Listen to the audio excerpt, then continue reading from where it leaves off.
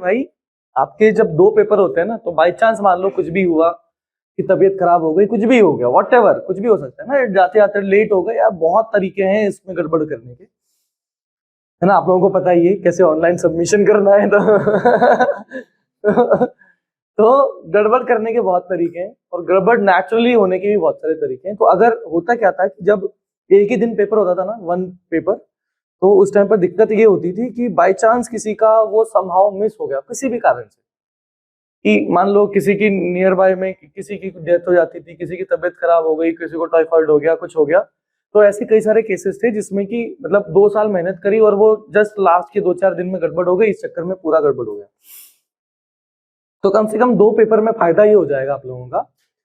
कि आपका just in case मान लीजिए एक खराब हो गया, किसी भी कारण से खराब हो गया, तो कम से कम दूसरा आप ऐसे फ्रेश स्टार्ट की तरह ले सकते हैं कि हाँ भाई अपन उसको अच्छे से कर लेंगे। और तो 2 पेपर लग सकते हैं मुश्किल, लेकिन है नहीं, मतलब पढ़ना तो उसमें सेम ही है ना, एक बार पढ़ लिया तो दूसरे में भी उतना ही होगा, तो कोई ऐसा लोड वाली बात होती नहीं। और इनफैक्ट ये बेनिफिशियल ही रहता है। बेनिफिशियल कैसे रहता है, मान लीजिए पेपर 1 में आपने धमाकेदार परफॉर्मेंस दिखा दी, और वो परफॉर्मेंस दिखाना होता है आसान, क्यों? क्योंकि पहले पेपर तक रिपीटर वालों का सिलेबस काफी हद तक कंप्लीट नहीं होता है। जो जेई रिपीटर होते हैं, नीट रिपीटर होते हैं, तो जेई रिपीट करने वाले बच्चे होते हैं, कई बार ऐसा होता है कि उन लोगों का सिलेबस, क्योंकि वो लोग जून के आसपास में चालू करते हैं, एग्जाम खत्म हुआ उसमें अच्छे मार्क्स नहीं आए तब जाके तो रिपीट करना चालू करते हैं, तो वो लोग चालू करते हैं जून के आसपास, जुलाई के आसपास, और जनवरी में तो पेपर आ जाता है।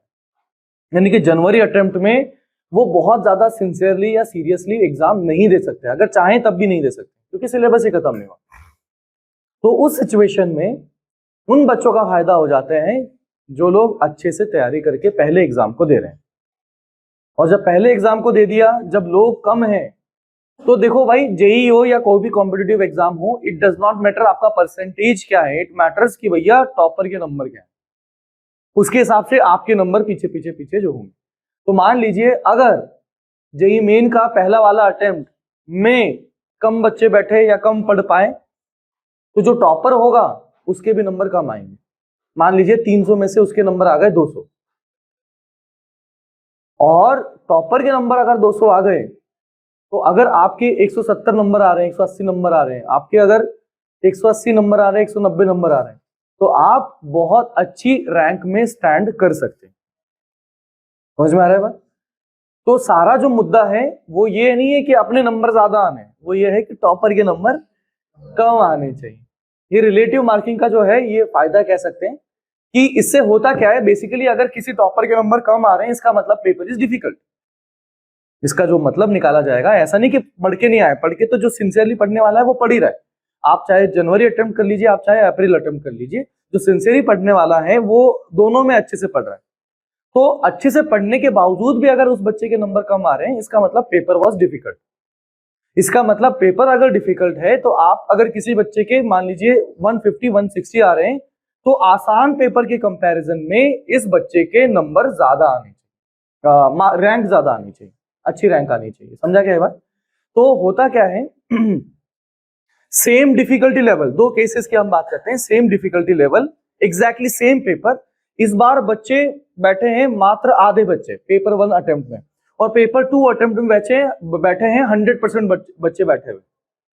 तो पेपर 1 अटेम्प्ट में कम बच्चे बैठे, तो इसका मतलब जो टोटल नंबर ऑफ मार्क्स हैं उनके हाई जाने के चांसेस कम होंगे। इसका मतलब सिस्टम क्या रीड करेगा कि भैया ये पेपर क्या था, डिफिकल्ट था, और इस पेपर में अगर आपके नंबर वो मॉडरेट भी आ गए और सिस्टम ने रीड किया है कि ये पेपर जो है वो डिफिकल्ट है, तो आपके जो कम नंबर थे वो भी ज्यादा रैंक देके चले जाएंगे। लेकिन मान लीजिए सब 100% बच्चे बैठ गए और उस सिचुएशन में 100% है, तो डेफिनेटली किसी ना किसी का हाई जाने के चांसेस ज्यादा रहते, नंबर जो है हाई जाने के चांसेस ज्यादा रहते हैं। तो अगर ओवरऑल ही पूरा का पूरा हाई चला गया,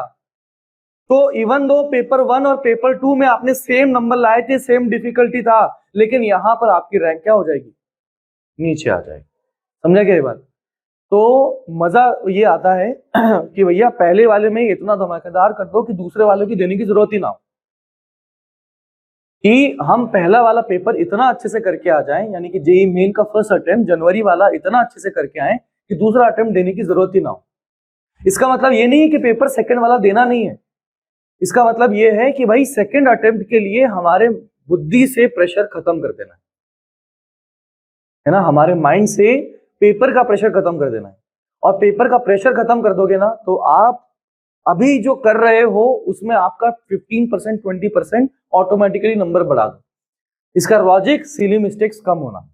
इसका लॉजिक कोई एक्सपेक्टेशन नहीं होती ना, तो आप 100% मजे के हिसाब से उसको करते हो तो ऑटोमेटिकली उसके नंबर आपके बढ़ जाएंगे।